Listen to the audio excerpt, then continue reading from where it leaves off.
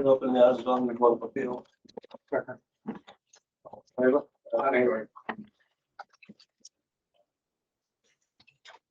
Take up case number 4287. Motion in case number 4282. Second. I didn't set up, so. All in favor? All right.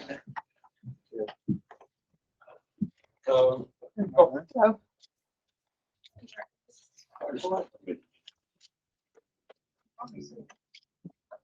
there you go. Oh.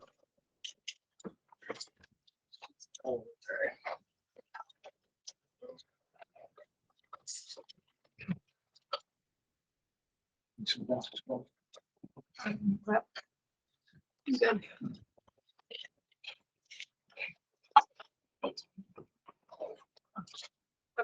You over here? Okay, you want to read this into the record? Would you like me to read it? Yep. Yep. Would you like me to do so now? Yep. Yes. Did you see it?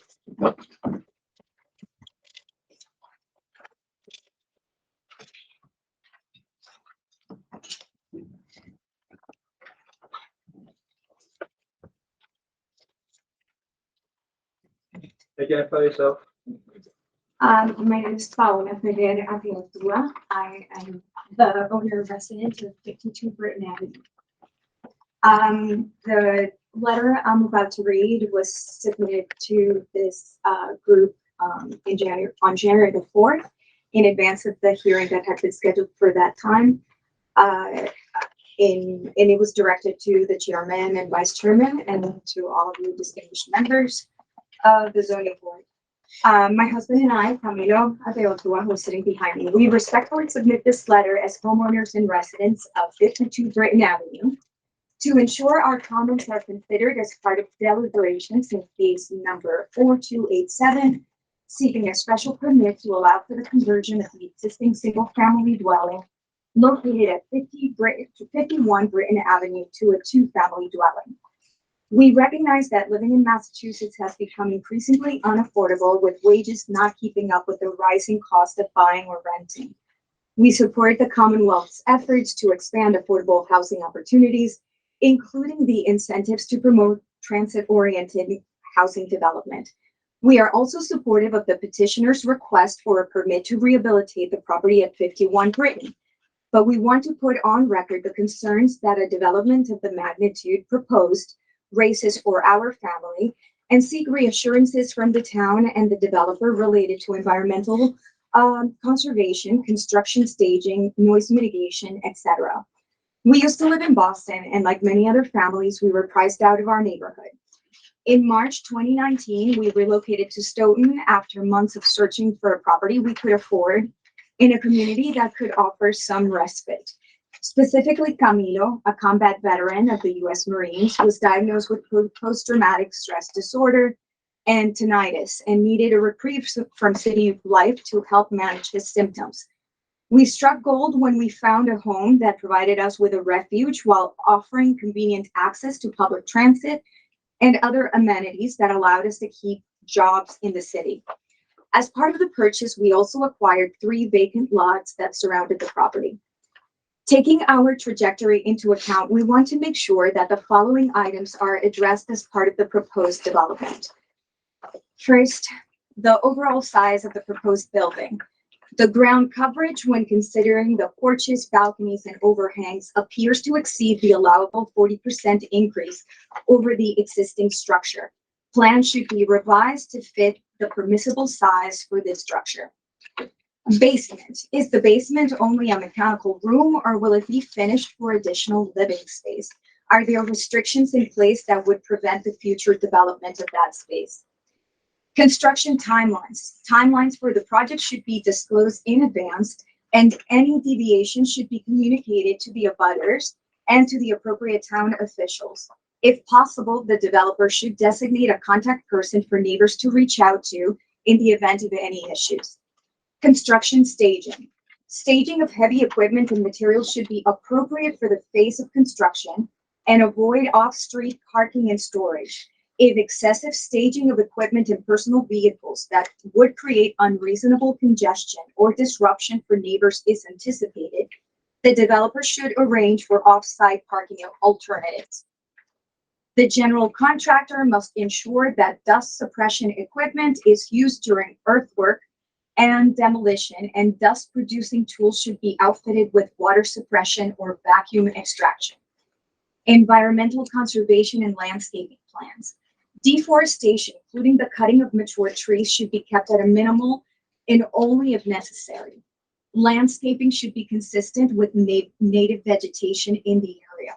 Whenever possible, additional tree plantings should be included. Noise mitigation. Noisy activities during construction, such as the use of jackhammers, dump trucks, cement mixers, cement cutters, electric saws, tamping machines, and welding machines that are reasonably expected to exceed the OSHA limit of 90 dBA and require the use of hearing protection devices should be specifically noted for the benefit of abutters whose work schedules now include hybrid work from home setups. Enclosures with sound dampening components should be used for jackhammers and other localized noise producers. Though not germane to this petition, it is important to note that our street has been contending with another development and conservation-related matter that has dragged on since 2019. In fact, in recent months, one of our neighbors decided to sell their property due in part to issues with this abutting property and the absentee investor who owns it.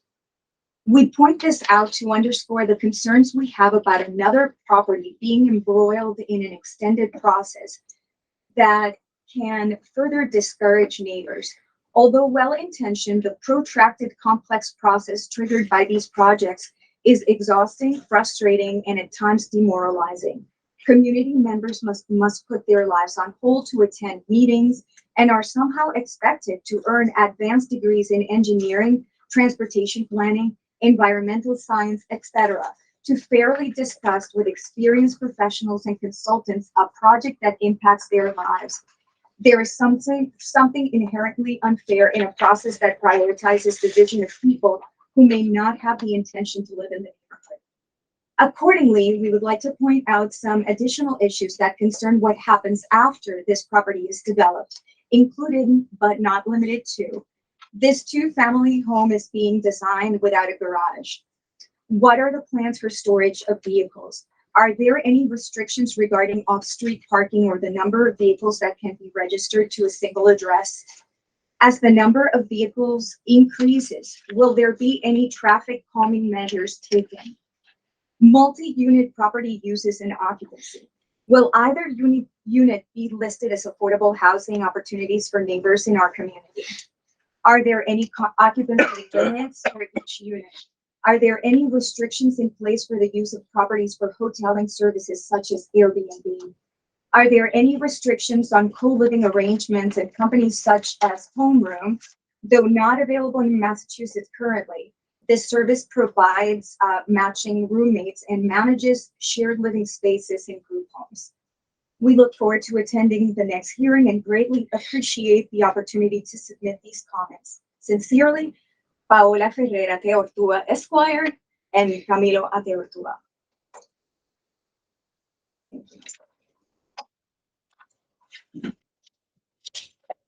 Okay. Thank you. Can, Mr. Chairman, for the record, Attorney Barry Hockman, excuse me, Vice President Cole of 909 Washington Street in Stoughton, here on behalf of the applicant, Mr. Rodney DeVita, who's seated here at the table with me. Can I just confirm for the record who is sitting on this case? It's what you said. It's me, You, Dan? me, Jeff, Dan, Mark, Emil, and that's the alternate. Okay, fine, thank you. This is Just want to make sure we all. this is not the one I wrote down. Yeah. My notes from before. Okay, great, thank you. I also just want to mention, I appreciate Attorney Barrett's comments. I think from discussing this project with my client, I did not hear anything in her letter that would be in my opinion, problematic or that my client cannot address, both whether it's pre-construction issues, construction issues, or otherwise. Again, the application is to convert an existing single-family home to a two-family home. If you haven't had a chance to go by the property, the existing property, for lack of a better term, is what I would call, and I think all would agree, is basically an eyesore. This is going to take that older, rather rundown single-family home and convert it into a new, beautiful two-family home.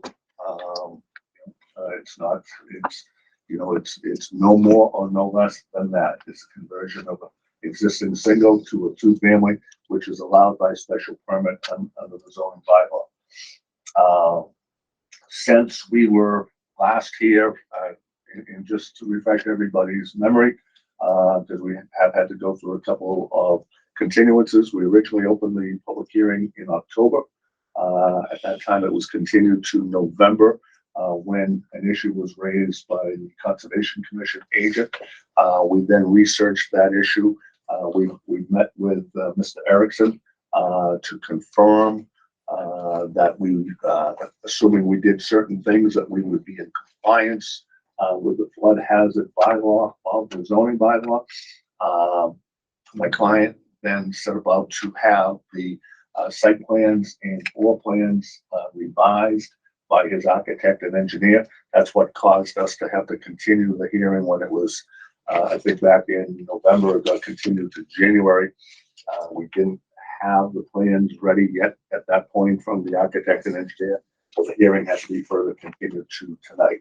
Since then, we've submitted revised plans. We met with Mr. Erickson yesterday to confirm that the revised plans are in fact in compliance with the flood hazard bylaw. I don't want to speak for Jack. He can address that issue certainly if anybody were to have any questions on that. But I think this application with the revised plans as submitted fully complies with the requirements under the zoning bylaw, fully complies with the requirements under the flood hazard bylaw of the zoning bylaw. And I think at the end of the day, when this property is constructed, I think not only will my client have a property that he can be proud of, I think the neighbors will be pleased with the end product that is there. Couple of quick comments on some of the comments from the church letter.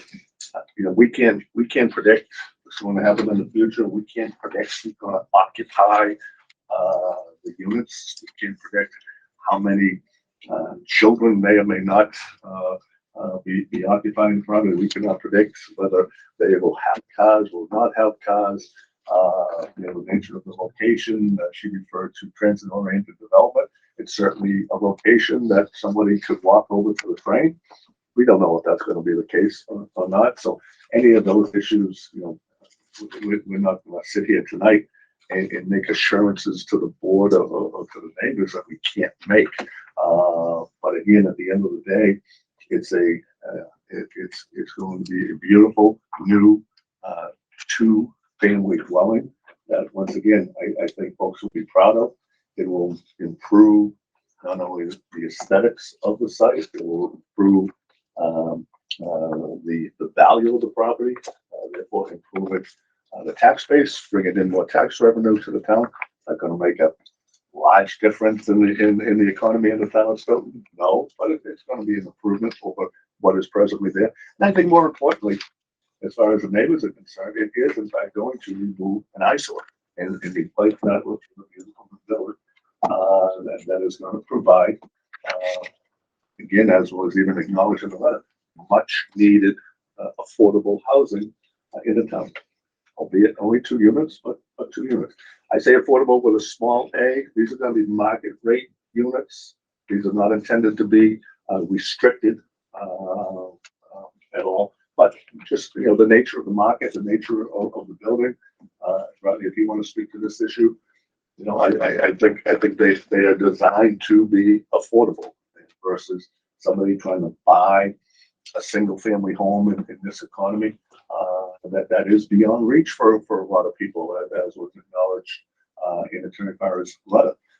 So I think I've said about enough on that. I think all the members were on both hearings previously, so I think everyone's familiar with what the proposal is. But we'll certainly be more than happy to address any questions that anybody can have.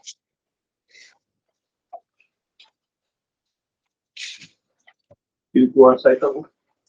Quickly, And I got it.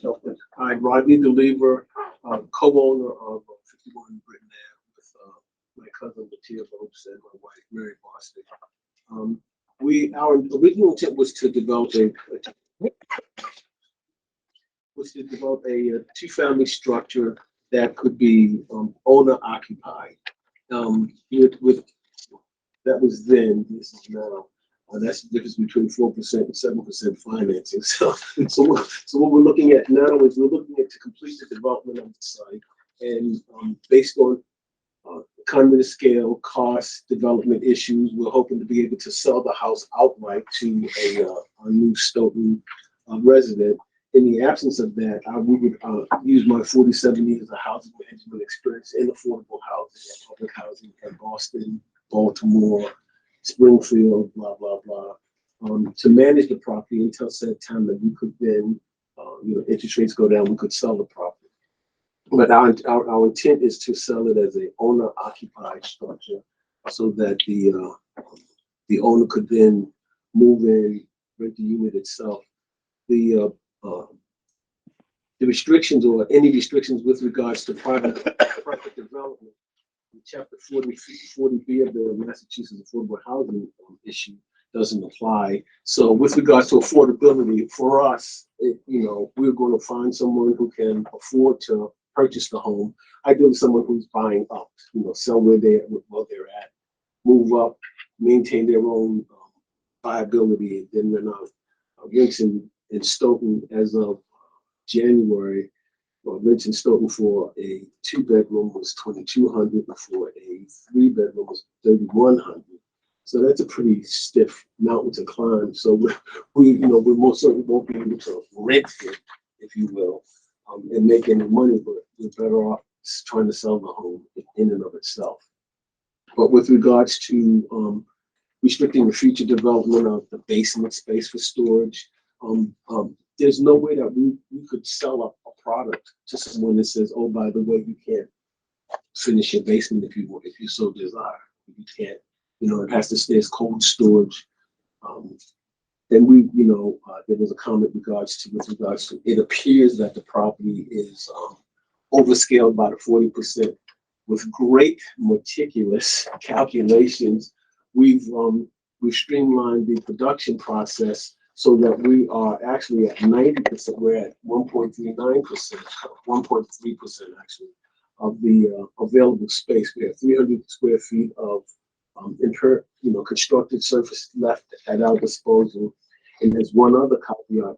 Once we did the recalculations on the existing ground coverage, we realized that our space allowance would have been 3,443 at 1.4. And what we've done is we've calculated our space at 3,093 square feet. So we have, 350 square feet of, if need be, bituminous cover that we can use elsewhere. But we've put in parking pavers instead of a driveway. So what we've done is created strips for parking. We also returned the garage to the property. But it's a single car garage, not a humongous or not much more than two car garage. But we've built before. Both my cousin and myself, my wife and I built full-family homes in Boston in the last 8 years. So we're well aware of the need to support the neighbors, noise suppression, dust suppression, and providing for on-site or off-site parking for the construction staff and the construction equipment. Okay. Any questions? How many car garages you say it was? It's a single car garage, 16 by 22. But we're providing parking for 6 vehicles as required under the bylaw. There'll be 3 spaces, including 1 in the garage on the left side of the house, and there'll be another 3 on the right side. Last meeting here, showing us that point. I No, believe, this is, oh, yeah. I believe so. There has to be 6 spaces. Right, Yeah. right, yeah. Well, six spaces or six sufficient areas. With the parking spaces defined in the code by 9 by 6, 9 by 19 or 10 by 19, 190 square feet. And we raised the question, we didn't want to create a parking surface of a solid mass. So what we've done is we are having our architect redesign the parking strips so that they're not within 5 feet of the property line or within 5 feet of the building pursuant to section 6, chapter 6 in the building code. And then so we have 3 cars on one side and 3 parking spaces on the other. We don't know how many cars the renters might have, but parking will be provided off street. You gotta have 2 full. 3 per unit. Three. Per unit. No. For a single or 2. Okay, that's fine. Yeah, single or 2, it's 3 per unit. Oh, wait. Question. Thank you. You all set? Yeah. Sharon, got any questions? I'm good. 2 questions. Will all this be on a single deed, or will each of the units be, we'll take a condominium style, separately deeded, and sold individually? I think if I may, you can correct me if I'm wrong, Ronnie, I think the plan right now would be to actually sell the 2-family as a 2-family to an owner who would then have the ability to live there and rent out the other units to provide additional income. The plan is not at this point to condo the units. It's to keep it as 2 rental units. Control, 2 revenues controlled by one owner. Yes. Correct. Correct. Yeah. And usually the permit into this, is to get a special permit to allow 2 to 4 units, not 3. Mhm. Something that a condition I usually like to put on these is that, it's only 2 units are allowed, and if you want to go up to 4, at some point you have to be here for one. Right. That's not right. All right. That's everything. Good. Emil? What's the timeline for the project? Construction timeline. Good question. We're hoping that if we get approved today, we got a 90-day wait period. That'll allow us to get our eggs in order and to get financing in place, which is a moving target, but we're flexible and have some resources in towards that. But ideally, we'd probably be looking at a 4 to 6 month construction period at the most. We'd love to be able to get in and out of the ground in 2023. Like 23 weeks. No. Oh, Yeah, calendar year. calendar year. Okay, I'm sorry. Yeah, we purchased the property in 2020. The plan is certainly to move forward expeditiously once the permits are in hand with hopefully a spring start for construction. And, ideally, all goes well, sort of a late summer, early fall occupancy.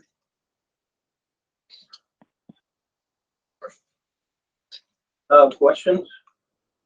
You guys have anything? Well, Not at this time. what's that? Not At this time? So you've seen the plans and you, I've seen the plans today, yes. okay.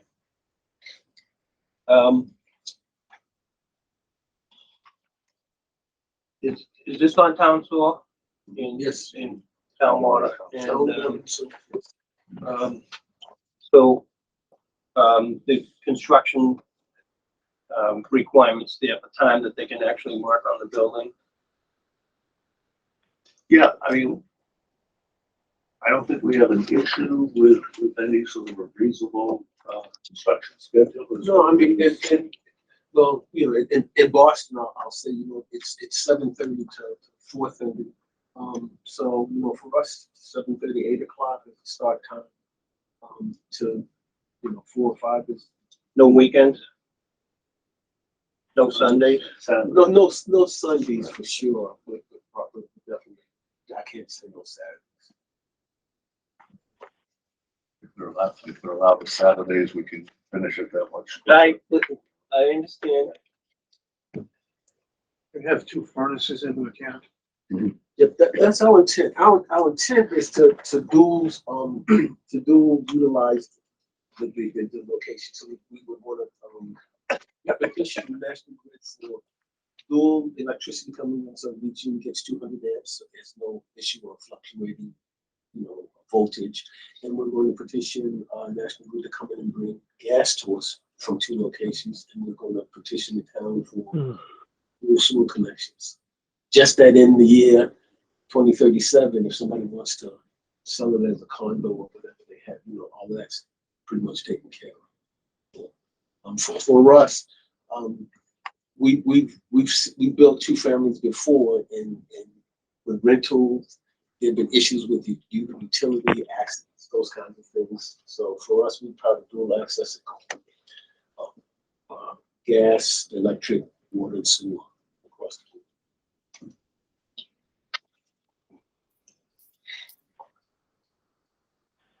Any more questions? I have some questions. I'm sorry, I didn't It's think okay. you were over there. No problem. Just, I was. it's okay. Sorry. Jack, I just want to make sure for the record that you were able to look at this and you agree the calculations are within the bylaw and the flood hazard. Yeah, we sat Yeah, down they're all set. yesterday. Yep. We did, and they all put the footprint to meet the ground coverage, and the only thing we didn't have at the time was the parking. But I'm assuming you were gonna try and get your architect to, Yes. yeah, so that was the only thing we didn't have, but So you we're, knew what you needed, it's just a question where we're gonna so we aren't, because I was confused about the proposed site plan as to where the parking was being shown, since it talks about a garage on 2 different sides. I only see 1 garage. No, there's a garage only on the left side. There's an existing garage on the right on the current structure, that's going to be raised, and then there's going to be a new garage constructed on the left of the house. There'll be, again, 3 spaces on that side, and then 3 spaces on the right side. Okay, because I'm looking at plant drawing number A-0. Mhm. And it says 24-foot paved tire strips to garage on both sides there. It shouldn't say 20 to both sides. Let's say for that 1 garage. Oh, you see the strips though. Those are parking strips. That was part of our dilemma with ground coverage. And so what we did was, there's no garage there. You see those strips only go to 25 feet in or 21 feet in on this particular one. And then there'll be a berm at the end. We're going to extend that pair of strips another 25 feet so that there 2 cars can park in that location. And there's no garage, there's just the parking strips, because we only had 370 square feet of asphalt left. We want to hold that in our pocket in case we need it somewhere. No, I understand. I'm just looking at the note and it talks about a garage, so I'm trying to figure out. It says garage on both sides, 24-foot paved tire strips to garage. One shows a detached garage and the other side just does not. That's right, that's a parking strip, that's a parking pavers. Okay, and then, No intent for a No garage intent for on the right. and you're also going to be revising this plan to show an extension of those? Yes. That's what from meeting with Inspector Erickson, that's what our architect's working on now. It's literally just a parking pavers extension. And with those added extensions, we add 60 more square feet of ground coverage from what was our 400 square foot surplus. That brings us down to 360 square feet of available resources. So it'll be tandem parking? Well, yes, a tandem parking, one in front of the other, and then we're going to also add 2 more strips to the south side of the structures. The orientation that we're looking at, is north is at the top of the page. Okay, So on the south side of the existing parking strips that will handle 2 cars in tandem parking. I asked the inspector about this. It said 3 parking spaces per unit. Mhm. and our name was going to be tight, so I asked them if they had to be, on the same side balanced. And as it turns out, it makes more sense to have it balanced because the visitors parking, if you will, would have been on the northern side of the property line and 74 feet away from the place that they were visiting. So we thought we just could get that in. And those plans we hope to have tomorrow. Okay, so there'll be, on the south side, you're gonna show space for 2 cars tandem and then a single car next to it? I'm Yes. just trying to make sure I understand what you're describing. And then on the north side, you're showing a single car garage and then 2 tandem spaces already. Well, we're actually proposing to reconfigure the side entrance. And we're gonna that walkway that is an L going into the property. We're going to now make that a straight run, and then we're going to put 2 parking strips next to the garage, south of the garage. So perhaps we need to wait to see that plan, because parking is one of the requirements. It's one of the pieces we need to find in our special permit analysis. I have markups actually that I can distribute now to show. I will have them from the architect tomorrow. With we talked about this in our meeting with Inspector Axon, and he said as long as you get the cars on the property 5 feet off the street line and 5 feet away from any structure, you're good. And that's Right, I totally understand that, but when we write up our special permit, we need to identify the plans that we're referring to. They have dates, revision dates, and then they need to show various things, and parking is one of the requirements within our special permit elements that we actually have to address. It sounds like you probably are going to be able to show it, but, and I think I conceptually understand what you're planning to do, but I haven't seen it, and then maybe there'll be a couple of other revisions, and I assume we need to make sure that our building inspector doesn't disagree that this is meeting the threshold that you talked to him about. I mean, I see space here, but I also see that you've got some wetlands on the property. So, I just want to, it sounds like you're not quite there yet with at least a working set of plans. I have the markups again. Perhaps what could be done, because I think the only thing, correct me if I'm wrong, this does show the intended location of the parking spaces, correct? Yes. If you want to accept this plan here as the proposed parking, we'll have the engineer's stamp plan showing that the board could vote if they were so inclined with approval conditional upon receipt of that plan, and that the parking is satisfactory to the building inspector. Yeah, I mean, I'm not a voting member on this case, so I'm just raising the concerns that I have. I can't speak for how the voting members want to proceed, but, Well, in that case, if we're inclined, what can you get these? Yeah. I don't want to say tomorrow, but next week. Next week for sure. I literally called all day today, but both the drafter and the owner were in meetings all day.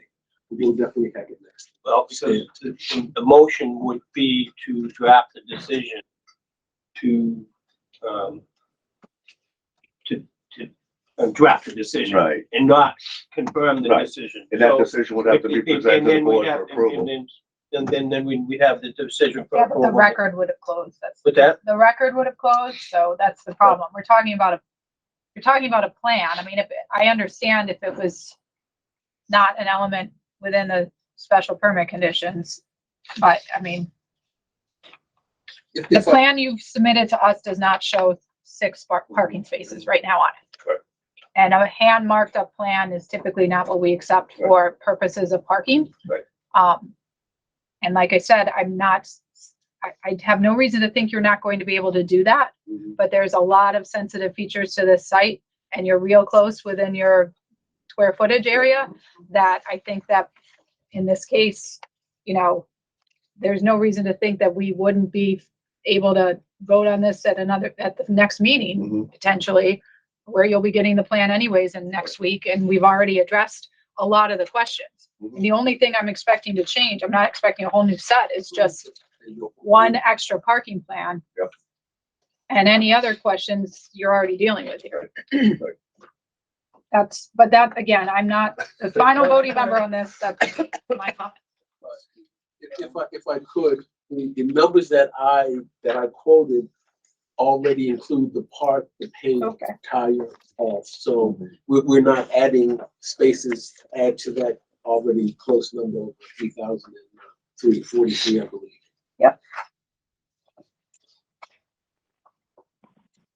Shouldn't there be a, fire state somewhere on that third floor? Oh, well, No, it's a duplex unit, and the second egress for the third floor is on the second floor. Ideally, it's similar to a two-family home. There's a balcony on the second level, and there's a balcony on the first floor level, and there's front and rear entrances. There are bedrooms on. We do.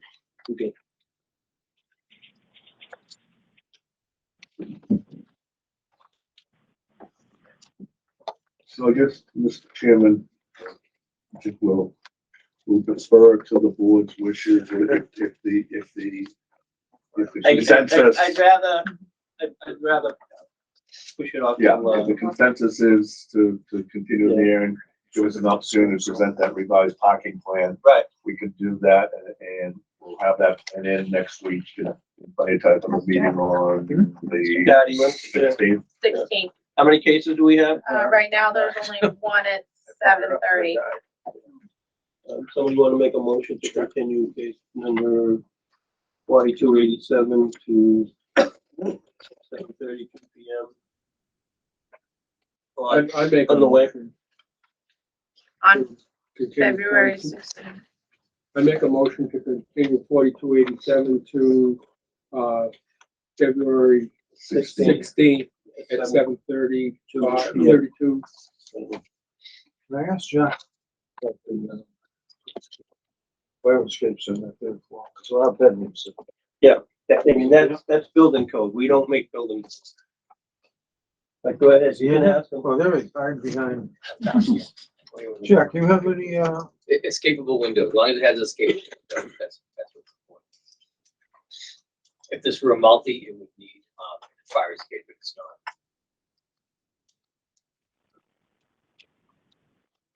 Second motion. Okay, there's a motion, a second. All in favor? Anybody opposed? Motion carries. Great, thank you very much. Good night, everybody. See you in 2 weeks. Okay. Maybe it's not allowed to know. What's that? You're feeling better. I get over here. For about a day or two, then knock on wood, generally that's it. Just happen to be a big flower like this.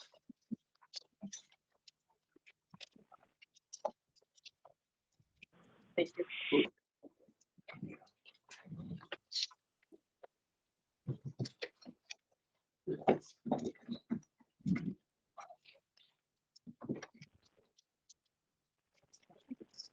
I feel better, Barry. Oh, that's fine. Yeah. Yeah. Right there. 2 weeks. Oh, okay, never mind. I take it back.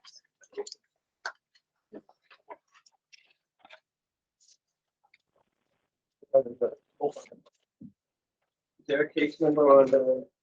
Yeah. Thanks all. Thank you. Thank you very much. Bye, guys. Good night. Motion open case number 3894. Second. All in favor? Bye. Can all you guys hear? Yes, sir. Yes. Okay. Um,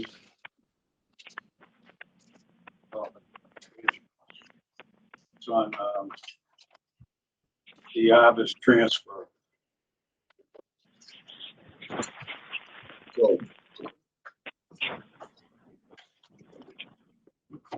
Margarita. questions.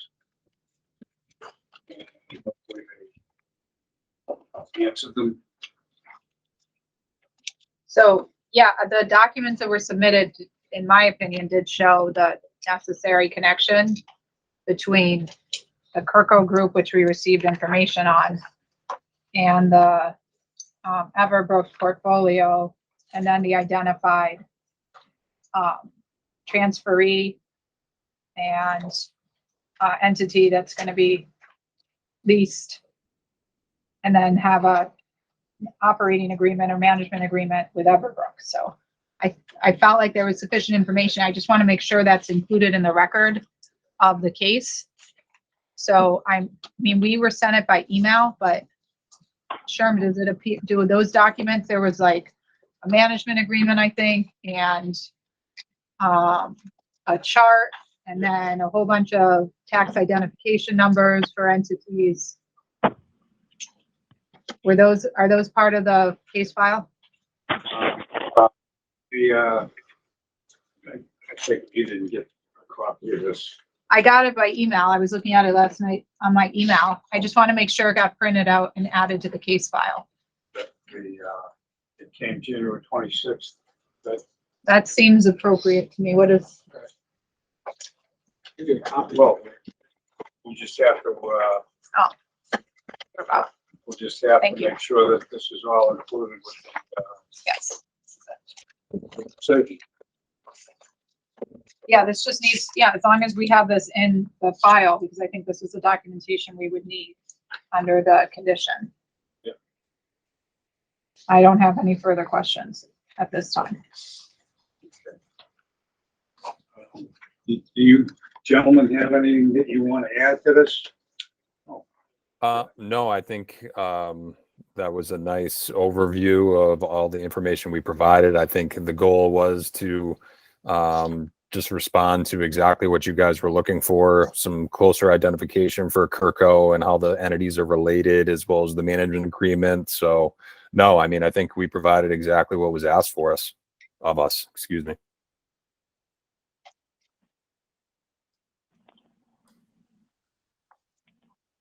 Okay. Does anybody have any questions? Dan? No. Marguerite answered it, got her answers. Gary? I'm all set. I don't really have any questions on it. I didn't get to read the whole thing, but. Jeff? I'm all set. Neil? Sure. Okay. Anybody in the audience? Yes, this case is easy. What's the wish of the board? So I'll make a motion that we approve the transfer of the special permit that was issued to Elm Development Services LLC on February 29th, 2008 to Stoughton Senior Living Real Estate LLC pursuant to condition 9 of the special permit in case number 3894. Second.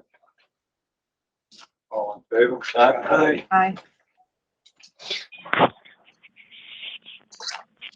guess you're all set. Thank you very much, board members. Appreciate your time. Thank you. Likewise, thank you very much. Sherm, there's a draft document. That was a decision. I don't know if we were supposed to sign something, but Well, we have a,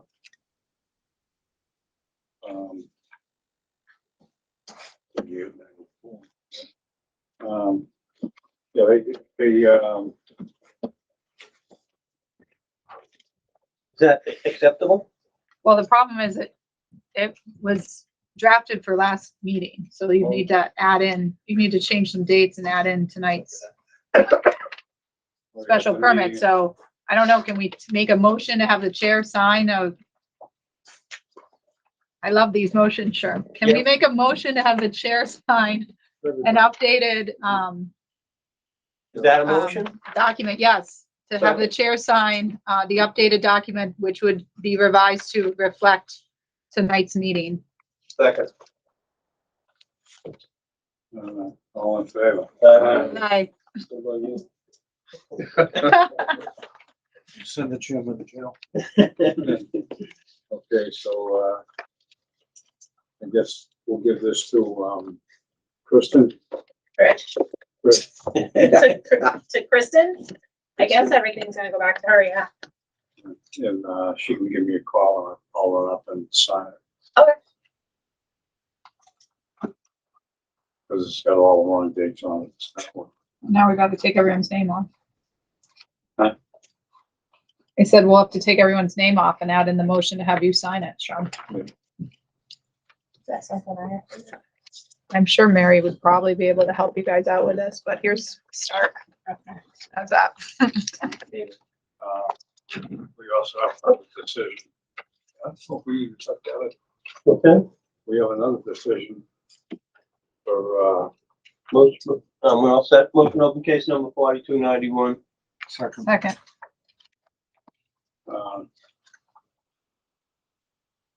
okay, so All in favor? all in favor of, Aye. Hi. Motion to accept the decision in case number 4291 is written. Second. we can all sign this one. All in favor? Aye. That took me 20 minutes. Really? So You're getting good at I'm this. giving it to Kristen and I go, I can't believe this guy has to be wrong. I read it last night. It looked good. Yeah, no, it's the same exact one. I just had to change the names. It was, didn't have to add anything. It was- Nice. Boy, you're getting good at this. No.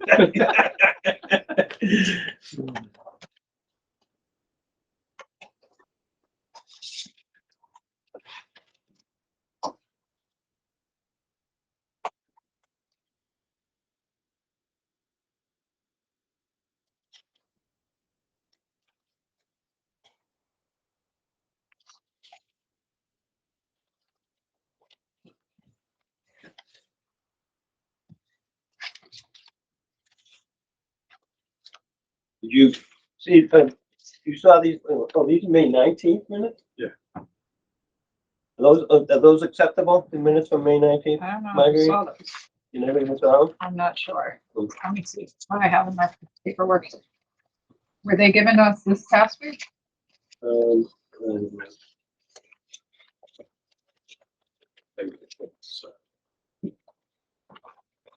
Do you have a copy of them? I don't mind taking a look at them now while we move on to the other stuff. You want?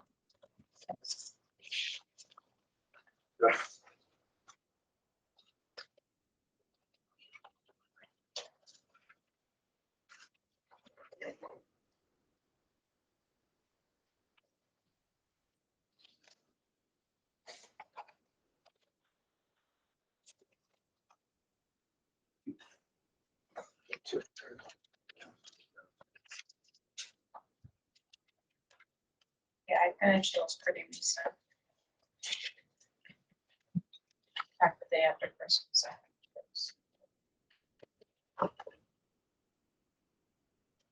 We all done? I think we have to talk about 4292 and 4293. Oh, yeah, that's right. Motion open case numbers 4292 and 4293. We can't take them together because we had different voting members. Oh, that's We right. have to take them separately. Sorry.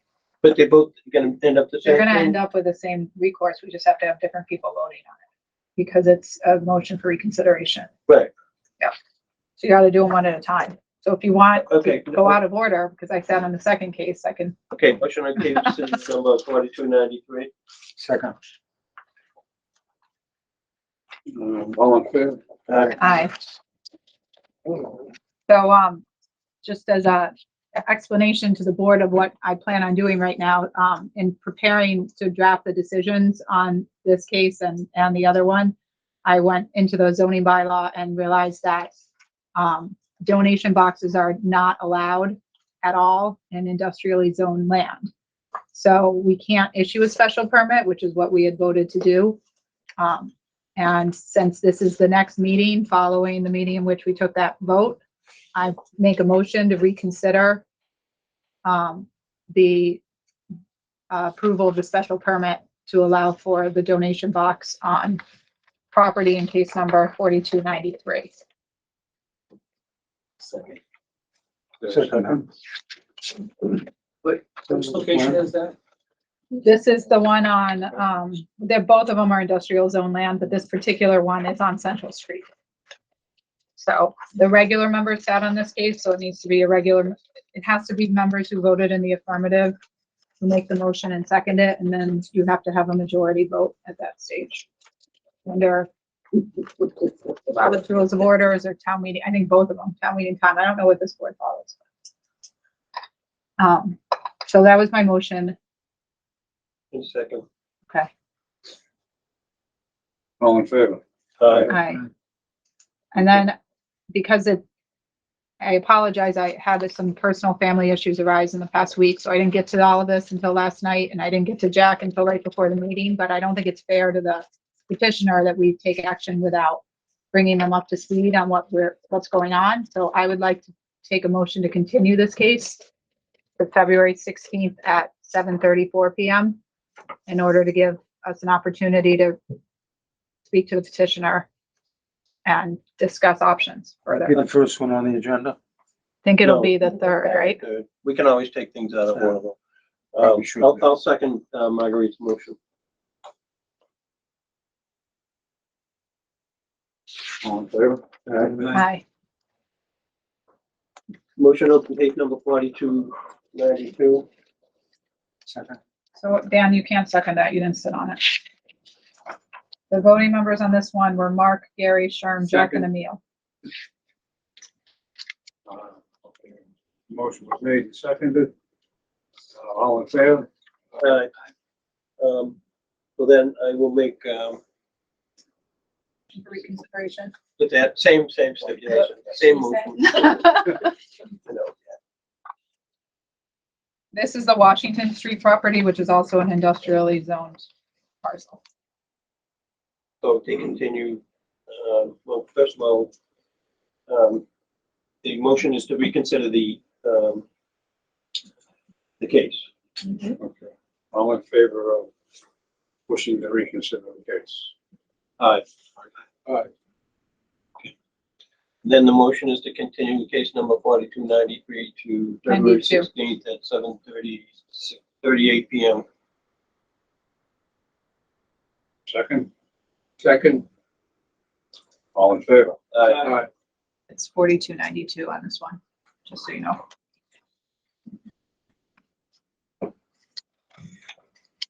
Marguerite, Yes. I have a question. So what we talked about earlier about, that, like, Yeah, you gotta come up, Jack, you gotta come. Turn it like that. This Patty will be chasing you down. How you spell Turn There you go. So what we talked about earlier about, being a pre-existing non-conforming, am I gonna tell her that she needs to prove that they've been there prior to 2019 instead? Yeah, so I think one of the things that occurred to me is that I believe the donation box provision is a newer one in our zoning bylaw. I seem to recall that this was added in when there was that sort of wholesale revision to our zoning bylaws. I can't recall exactly when. I know I was a part of working on the committee that helped to draft those bylaws, and I may have records in my files that could show if that was the case. And then Jack found at least a 2014 bylaw that didn't appear It to have wasn't in it. 29 or 2014, but it was in 2019. So we've got to narrow down that piece of it, but we may not need to if we can find out from the petitioner exactly when these boxes were added to the property. I don't think she ever presented that in either case last week. So that's certainly one question that we can find out from her perspective. And then if not, she'll have to discuss options probably with the town and come before us and see what, if any, request she wants to make of us.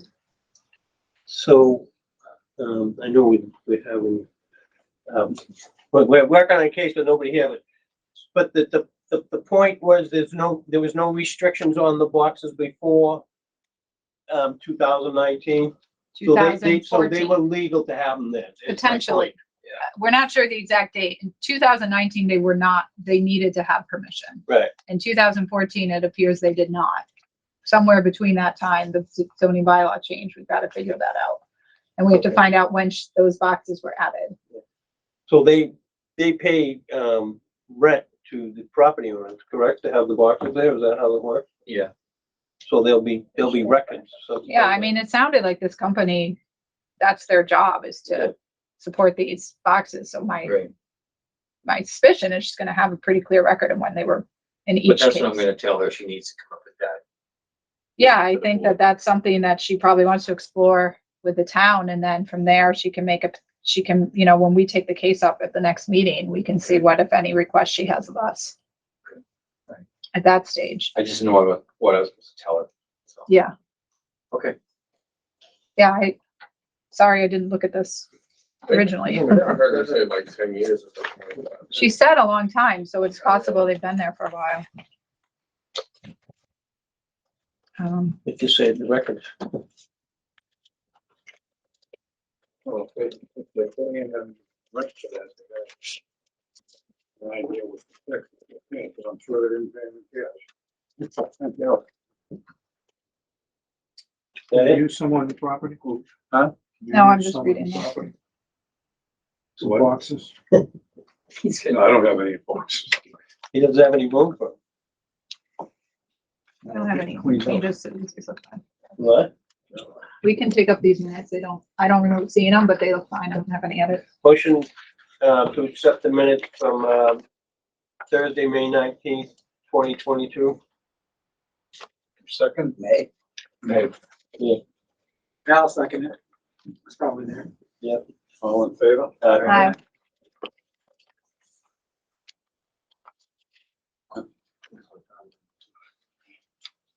Now was that it? That's it. Motion to adjourn. Second. All in favor?